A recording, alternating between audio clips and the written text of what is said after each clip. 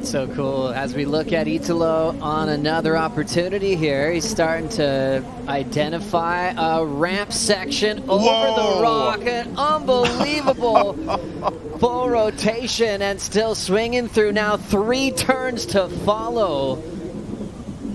Oh my goodness. That was radical. He did from the air to the maneuvers. I mean, as you said, really the wedge that the rock gives him right there. How's the height on that thing, Joe? Gets inverted. But look at the adjustment he makes going straight into the turns afterwards, especially with that amount of speed. That is so difficult to do. I know that's a smaller wave, but good Lord. I mean, you got to give credit where it's due. This is an incredible air, sensational and otherworldly, Joe. There's no other way to put it. Look at the height, but how inverted he gets too. That is as difficult as you could possibly get right there in the air. But see how he lands? Perfectly placed, his feet on his board once again, and seamless transition into the maneuvers right here with the turns. I mean, the guy is world class, and there's a reason why he's leading the rankings at the moment, Joe. And an excellent combination of maneuvers right here at the end too. This should be one of the largest scores we've seen out of the event so far. Absolutely brilliant from world number 1. 2 attempts at that backside rotator. That one sky high, perfect landing. And I think that roll is going to continue right there. I think Italo fired up Filipe. Filipe dropping 8 on this wave, Jesse. Are you kidding me? Look how tight that first carve was in the pocket, and that's what's so impressive of him. He's capable of doing that in the most critical part of the wave, but because he has so much leverage of speed, he gives him spare time and just finish it off with a beautiful rotation. And that's Filipe not really trying that hard on a condition like today, and he's still going to get a massive score for that.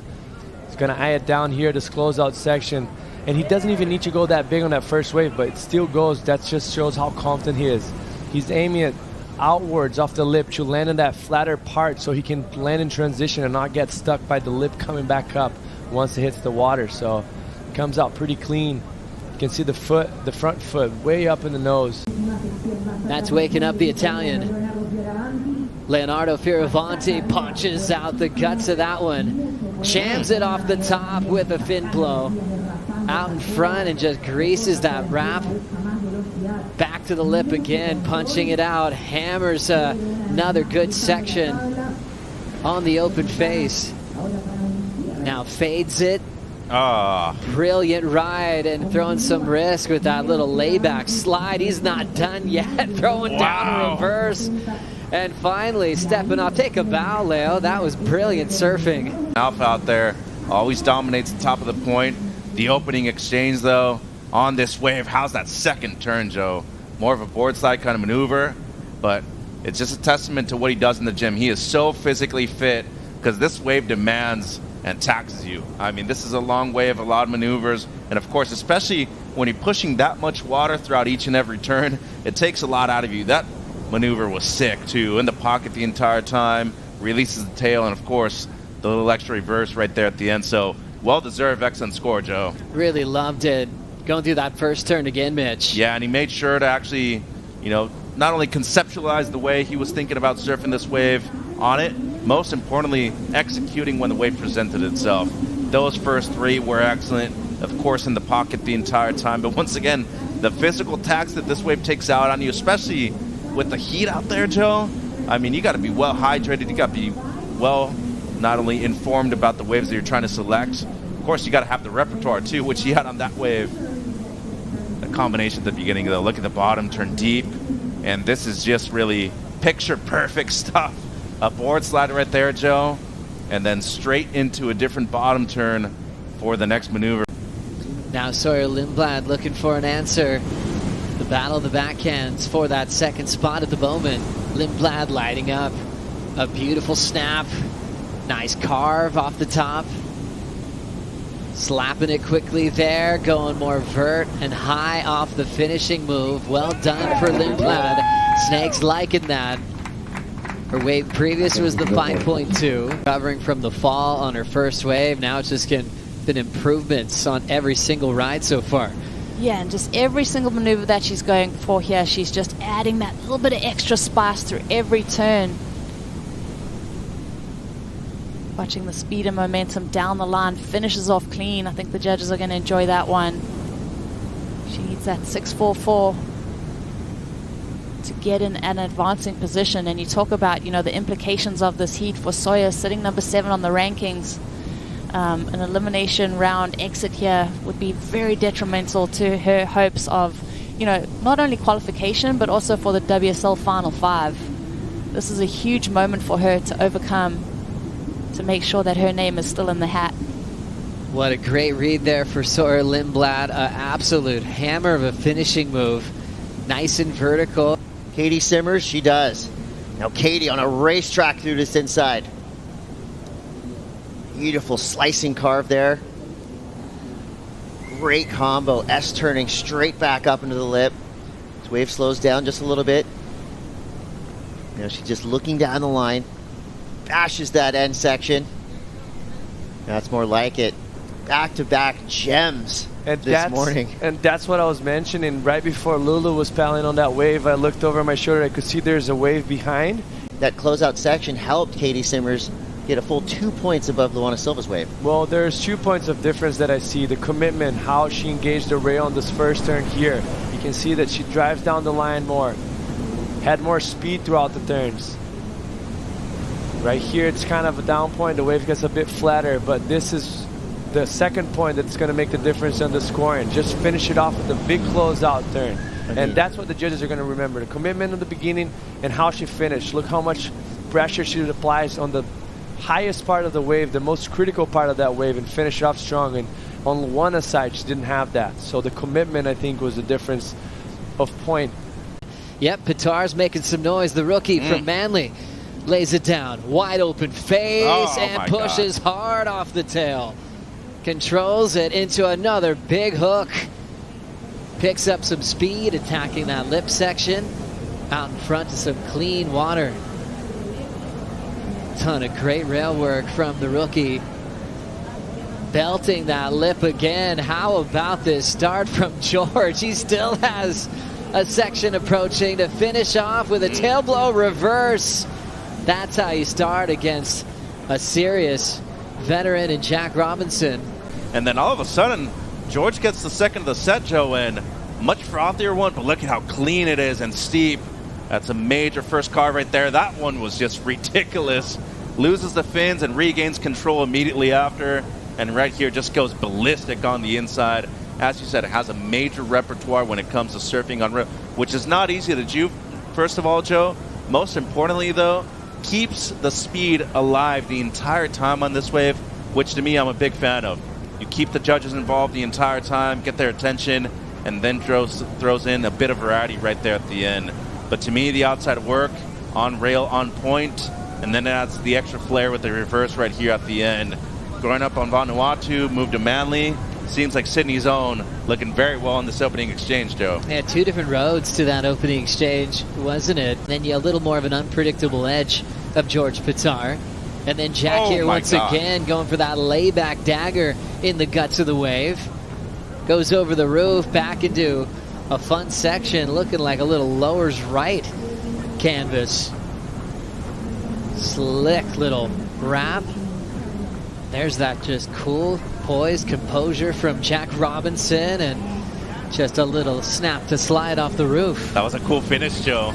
That was a really cool finish right there. And talking about Robinson, who, you know, I'd have to put in one of the top 5 surfers really to come out of Australia in the most recent of years. And not just that, excellent barrel rider. He gets the right wave, Joe, and we are talking about world-class material right here with the guy in red on screen. On rail, always great, but as soon as this wave steepens up, he is just looking for a lip line to hit.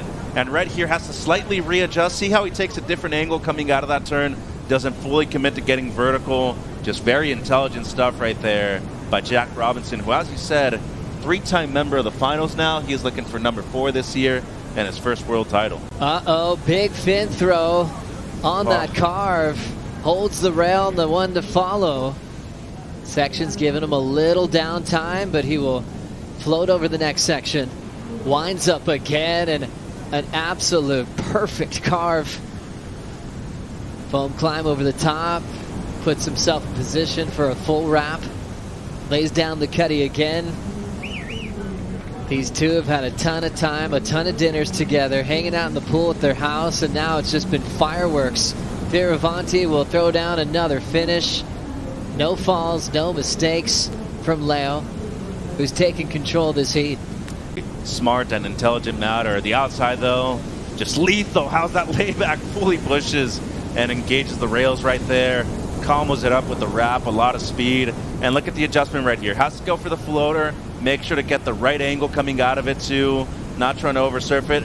And this is where you have to readjust your pacing once again. Slow things down.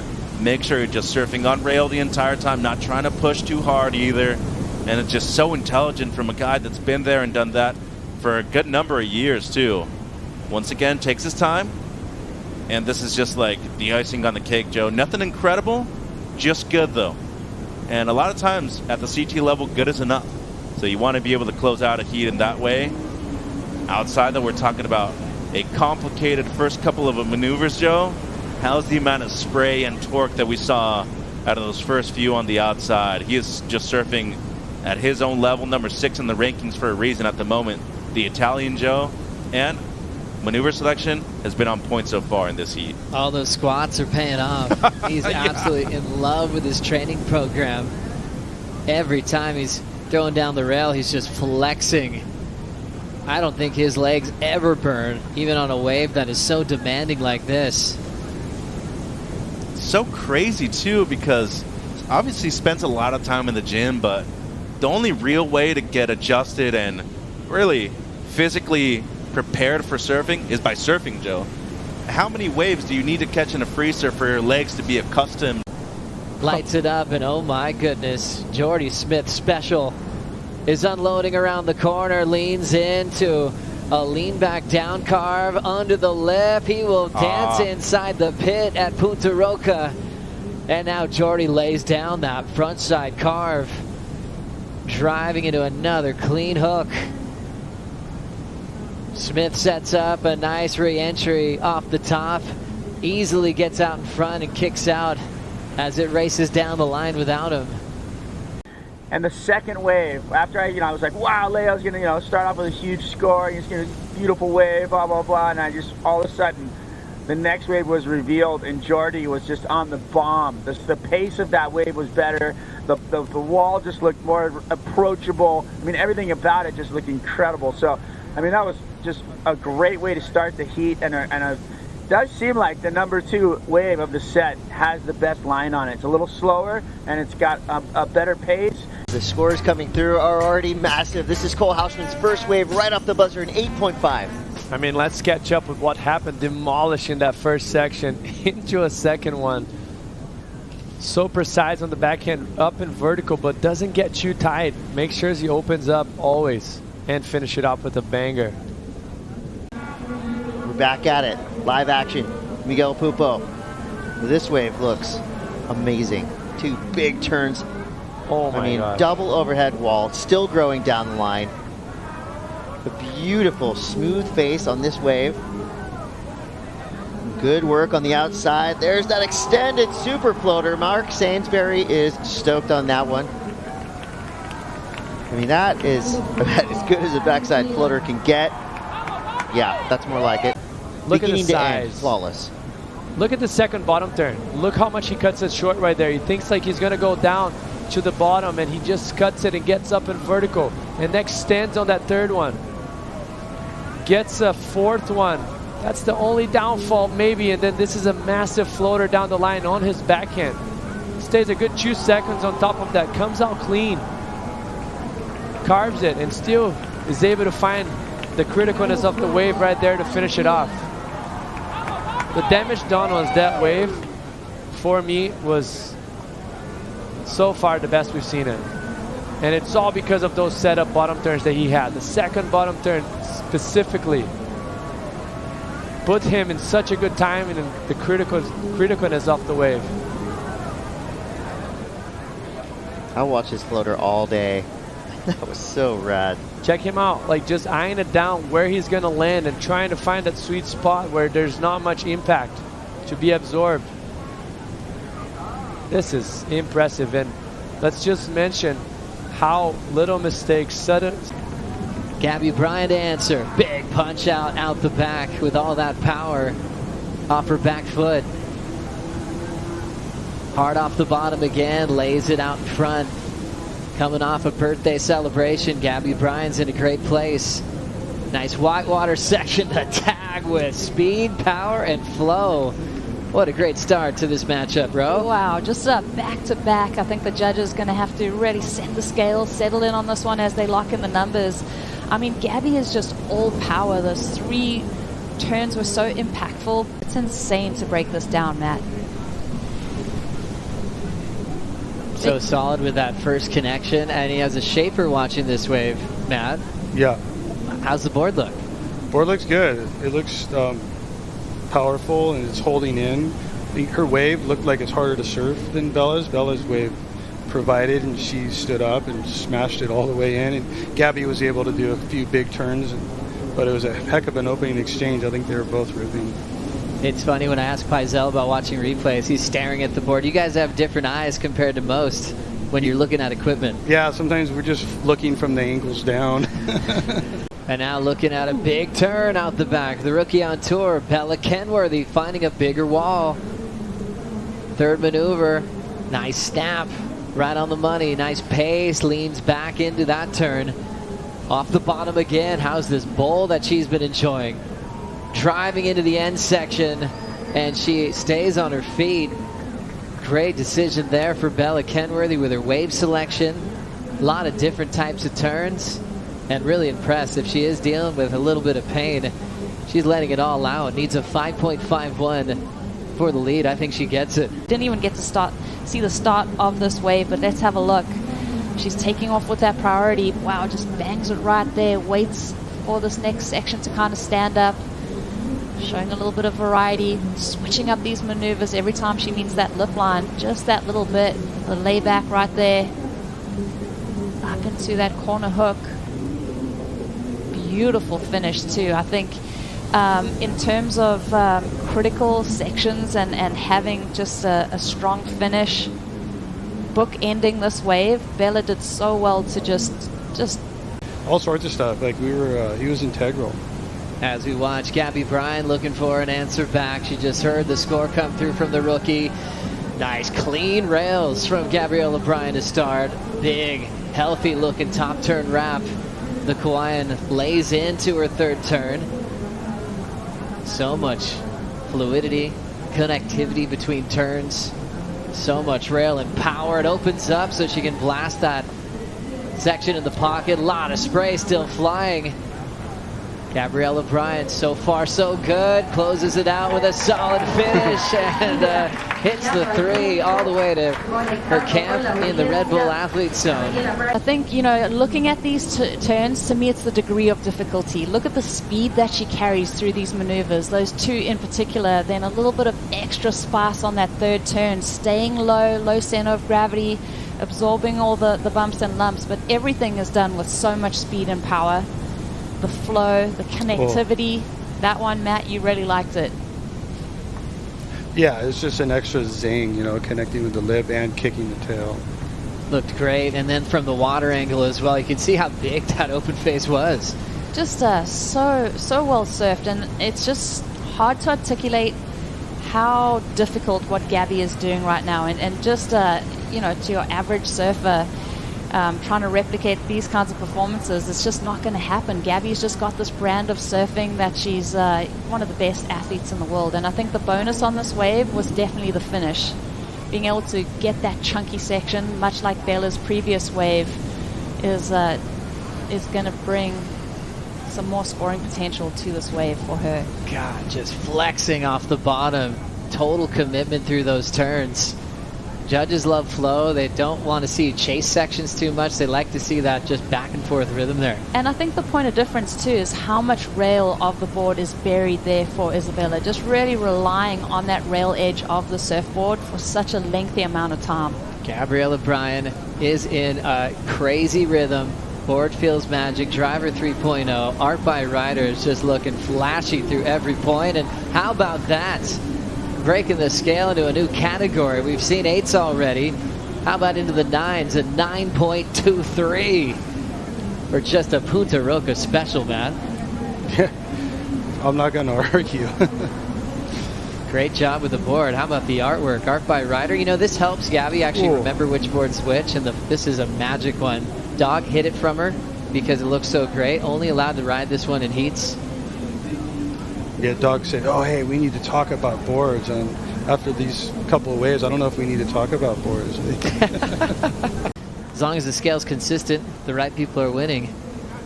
Contest rolls on. Ethan Ewing now stepping into pace. Perfect bottom turn. How about that track in the pocket? Nice patience to set up that open face hook.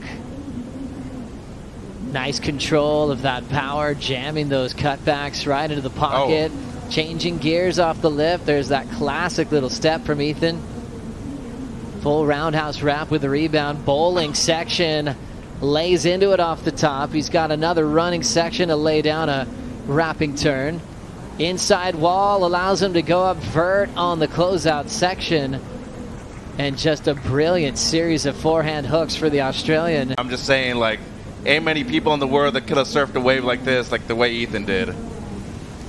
Yeah, that first car was beautiful. Absolutely beautiful. That was really nice. And then here, kind of a little sleepy here, but I mean, obviously keeps it smooth and fluent. I thought that turn, was kind of the section wasn't very good, but that was the one turn that I could pick apart. And then this inside, he does really good to mix it up, lay back jam there. Nice wrap here, little catch. I mean, I'm going to get hypercritical on these guys and then finish it. So, I don't know. I'm thinking half point better than Crosby's wave. We'll see how it comes through, though. You know what's so crazy, though, Joe? This is a wave that basically went flat for the mid to late section. And once again, I mean, he is just surfing rail to rail the entire time and maintaining that speed throughout the entirety of the wave. And as you know, Griff, judges want to see you really maintain that speed. And not only that, keep their attention going the entire time, right? But, Joe, there's 2 or 3 maneuvers in this wave right here where he's just controlling his speed so well. And we're talking about a premier surfer at a point break. I know that what you're bringing up, Mitch, is when you have that. All right, first wave for Jordy Smith. Hammers it at the start, gets around the section. Big carving turn right there. Spray flying 50 feet, another. Mixing up his turns down the line. Another big arcing whip for Jordy Smith. You could tell he is using every bit of his power with every turn he's thrown. This is exactly nicely what done. That's how you answer back. That's exactly what he needs to do. He cannot try and match his velocity with Italo. He can match power, and he can actually make things look much bigger than Italo does because he has a way bigger frame, and he's on his front side. So that's going to help him open up on the wall, and that's exactly what he did on that wave. He is so good at that one.